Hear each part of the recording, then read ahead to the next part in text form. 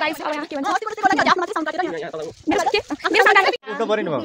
कुरा भइरहेको photo shoot चलिरहेको। Hello guys, high. एकदम राम्रो एक्सपिरियन्स भयो हाम्रो इन्टोमोलोजीको। यो बनमारा हो ए अनि सिस्नु चाहिँ यस्तो हुँदै रहेछ है गाइस। गाइस यो डगी चाहिँ लास्टै ओलिम्पिक है। हामीलाई बाटो भरि नै बाटो देखाउने, जाने बेलामा पनि हामीसँगै हिँड्ने है, आउने बेलामा पनि हामीले बाटो देखाउँदैछन्। हाम्रो गाडी अब हामी जाने। हेलो